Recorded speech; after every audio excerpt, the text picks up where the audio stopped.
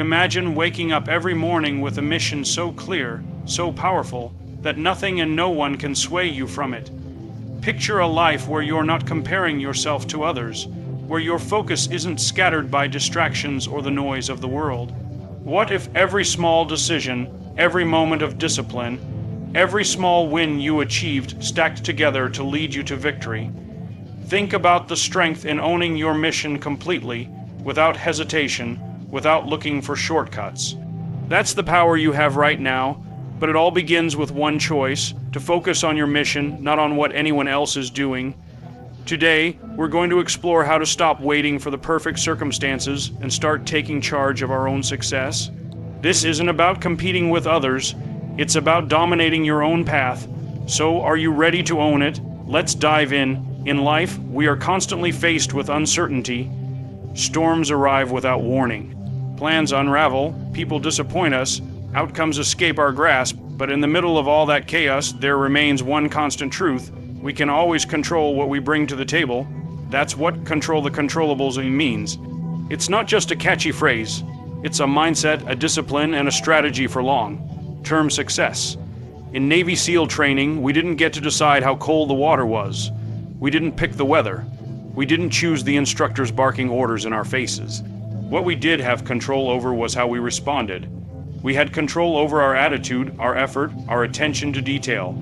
That's what separated those who made it through Hell Week from those who didn't. Not talent, not luck, discipline, ownership, focus. Most people spend their energy worrying about things they can't influence.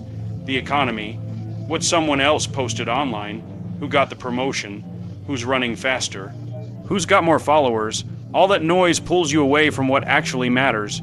Your own actions, your own choices, your own standards. Here's the truth: you can't control the wind, but you can adjust your sails.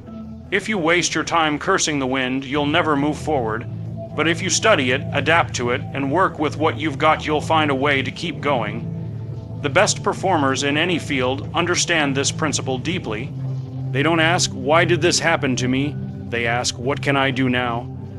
When things go wrong, when plans fall apart, the average person looks outward. They point fingers, they make excuses. The high performer, they look inward. They ask tough questions. Did I prepare enough? Was I present in the moment? Did I do everything I could? That's the mindset shift, from reactive to proactive, from victim to leader, from noise to clarity. Controlling the controllables means showing up when it's hard. It means maintaining your standards even when no one's watching. It means choosing your response when life punches you in the mouth. You can't dictate the battlefield, but you can prepare your mind for it. You can't make the obstacles disappear, but you can condition your body and sharpen your focus so that you're ready when they appear. Let's talk about attitude. That's 100% in your control. No one else chooses that for you. You decide whether you're going to see the situation as a curse or a challenge. You decide whether you're going to whine or work. That decision, made over and over again, builds resilience, builds toughness, builds character. Then there's effort. It's not glamorous. It's not always recognized, but effort compounds. You may not have the talent someone else has. You may not have their resources or their connections. But if you bring effort day in and day out, if you grind while they coast, eventually you close the gap. Focus is another controllable. Where your eyes go, your energy flows.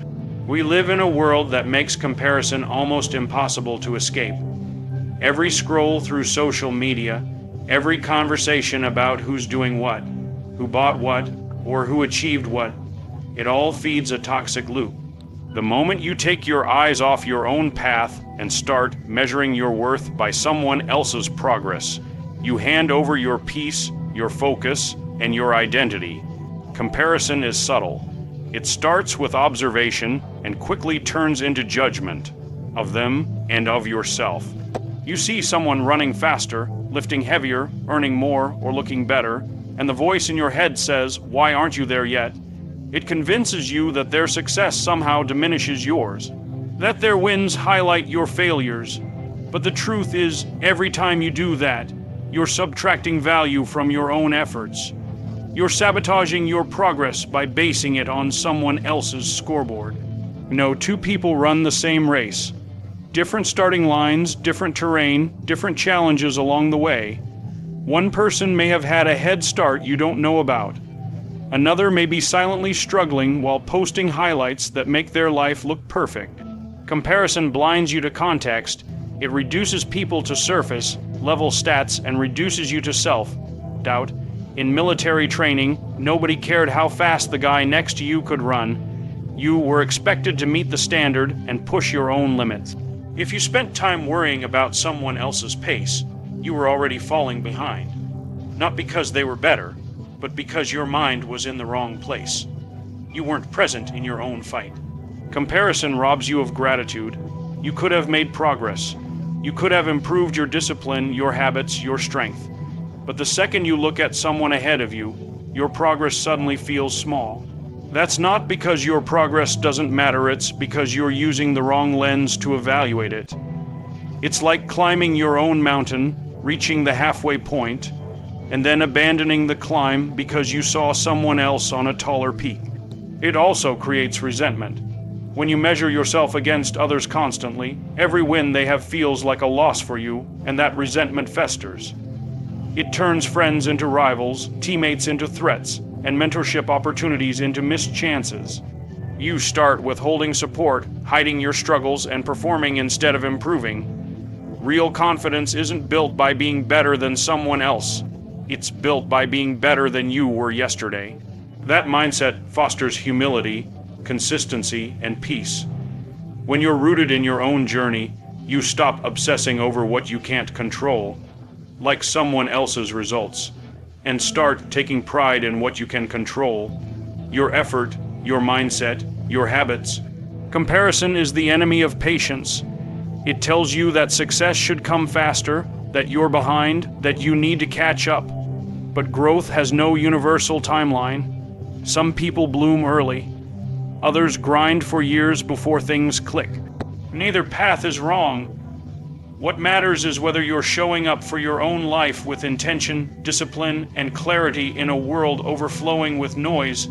Discipline is a weapon. Distraction is everywhere. It lives in your pocket, your notifications, your environment, your thoughts. But discipline is a choice. It's the internal order you build when everything around you is designed to pull you away from what matters most. Distraction doesn't always come as chaos. Sometimes it shows up dressed as opportunity, as comfort, as entertainment, one more video, one more scroll, one more reason to delay what you said you'd do. The average person gives in over and over again because they wait for motivation. But the disciplined person understands that motivation is a liar. It's inconsistent, it's emotional. Discipline is what shows up when motivation disappears. In military training, we didn't get to wait until we felt like moving. We moved when the clock told us to move. We trained when it hurt. We performed whether we wanted to or not. Why? Because discipline isn't about doing things when it's easy. It's about doing them especially when it's not. That's what sharpens you. That's what builds strength. In a world filled with distractions, discipline becomes your edge. The biggest threat to your goals isn't failure, it's drift. It's the slow, steady erosion of your focus. You say you'll write for an hour, but you check your phone every 10 minutes. You promise yourself you'll hit the gym, but you keep negotiating with your excuses. That's distraction, and every time you give in, it weakens your standard. Discipline, on the other hand, reinforces the line. It draws it in permanent ink. Discipline requires clarity. You can't stay disciplined if you don't know what you're aiming at. Goals that are vague get lost in the noise. Goals that are clear survive the distractions. When you're locked in on a mission, whether it's becoming stronger, building a business, fixing a habit, you train yourself to tune out the non-essential. You stop reacting to everything around you and start choosing deliberately where your energy goes. The disciplined person isn't perfect. They still get tempted. They still feel fatigue, but they've built systems. They've trained their mind to default to action. They don't need to feel like it. They just do it. That repetition becomes identity. You don't just act disciplined, you become disciplined. It also builds trust, not with others, but with yourself. Every time you follow through on a promise you make to yourself, you reinforce the idea that you are reliable. That your word matters, distraction breaks that trust, discipline restores it, and when you trust yourself, you don't panic under pressure, you don't waver when things get tough, you stay calm, focused. Effective discipline isn't loud, it doesn't beg for attention, it shows up early, it stays late, it repeats the basics. While others chase what's shiny, discipline keeps showing up where it counts, and over time, the quiet consistency beats every flashy distraction. Not just once, but every single time. Progress doesn't happen in grand leaps. It happens in inches, in seconds, in quiet decisions made when no one's watching. The people who achieve big victories don't start with explosive success. They start with small wins. Consistent, disciplined, intentional actions stacked one on top of the other until they build something that can't be ignored. It's easy to overlook the small things. Making your bed in the morning seems insignificant. Showing up to the gym for 30 minutes might feel like it's not enough. Writing 200 words a day looks like a drop in the bucket. But that's the lie most people believe, that small steps don't matter. The truth is, they matter more than almost anything else, because small wins build momentum, and momentum creates movement. In SEAL training, we were told to make our beds every morning perfectly, corners tight, sheets smooth, pillows lined up. It wasn't about the bed. It was about starting the day with precision, with discipline, with a win. That simple act created a mental shift. If I could do that right, I could do the next thing right. That's the power of a small win. It tells your brain, I'm in control, I'm capable, I execute under pressure. Small wins also stack. They aren't isolated. One win leads to another. You eat a clean breakfast, you're more likely to stay on track at lunch. You finish one task early, you feel energized to take on the next. That's not coincidence, it's psychological momentum. And when you ride that momentum day after day, it becomes a force multiplier. You go from having a good day to building a good life. The mistake most people make is waiting for motivation or dramatic change. They want the transformation without the process. They want to leap to the top of the mountain without taking the steps. But transformation is the result of compounding effort. Just like interest in a bank account, every small win builds on the last. You might not see it immediately, but over time it creates exponential returns. Small wins also build confidence. When you keep promises to yourself, even tiny ones, you start to trust yourself more. You stop negotiating with excuses. You prove day by day that you follow through. That internal confidence is more powerful than any external reward. It fuels your drive, sharpens your focus, and strengthens your resolve when things get hard. They also act as proof that your work matters, proof that change is possible. You can look back at a journal entry, a workout log, a streak of good decisions, and see progress with your own eyes. That feedback loop keeps you hungry. It keeps you moving. It reminds you that you're not stuck. You're building. And when failure inevitably shows up, because it will, small wins give you something to hold on to. They remind you that setbacks don't erase progress. One bad day doesn't cancel out a week of discipline.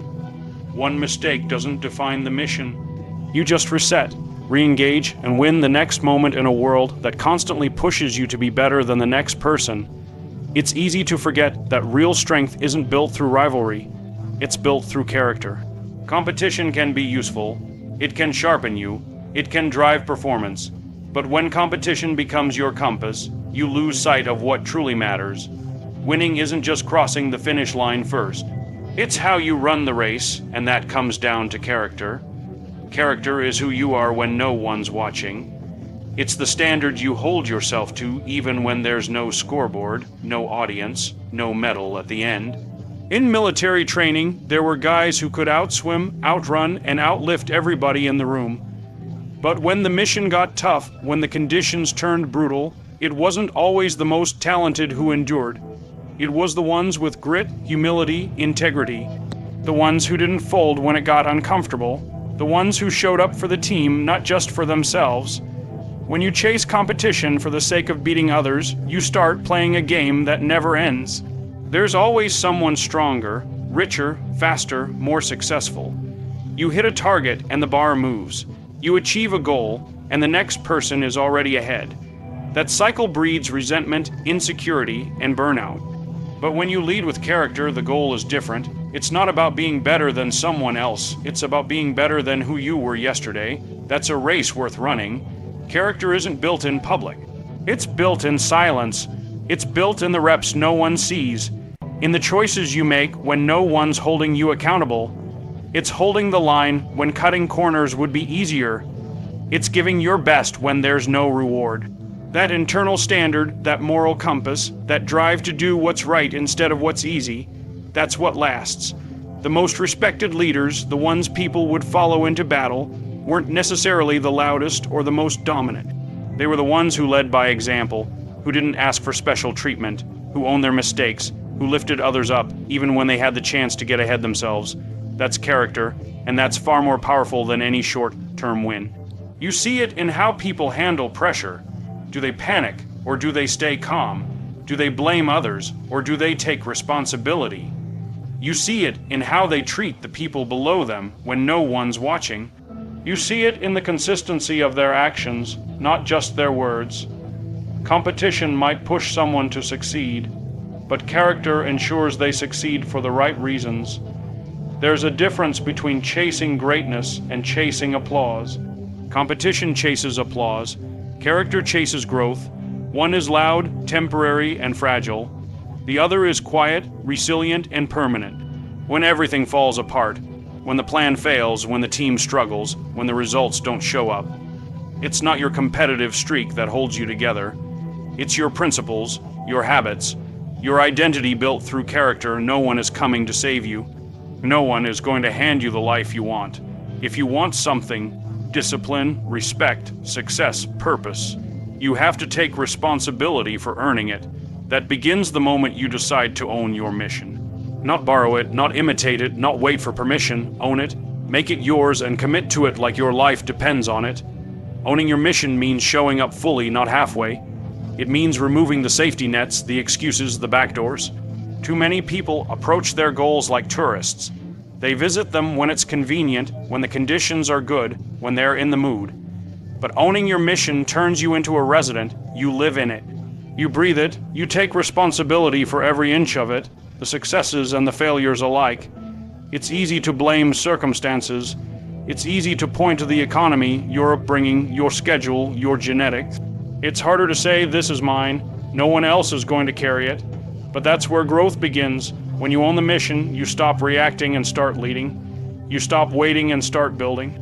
You take charge of your focus, your habits, your energy, and your standards. In the military, there's no room for I didn't know, or it wasn't my fault. If the mission fails, you own it. If your team falls short, you own it. That mentality builds clarity. It builds trust.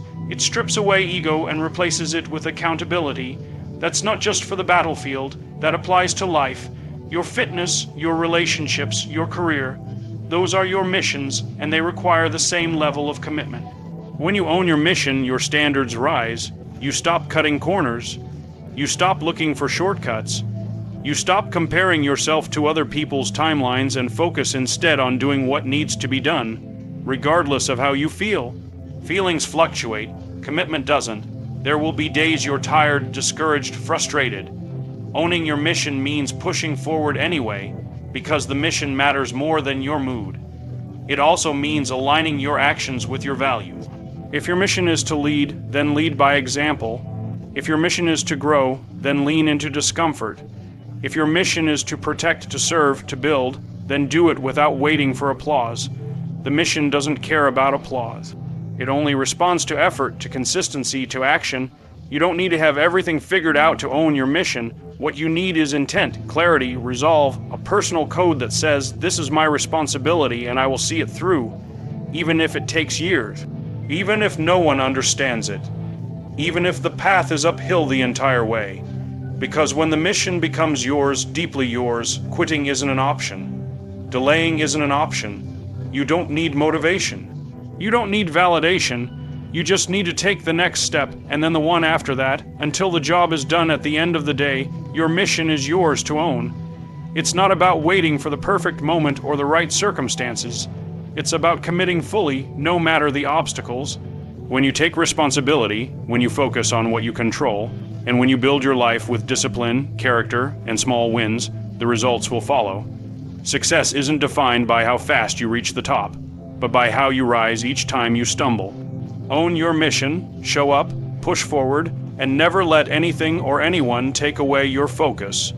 Your journey is in your hands,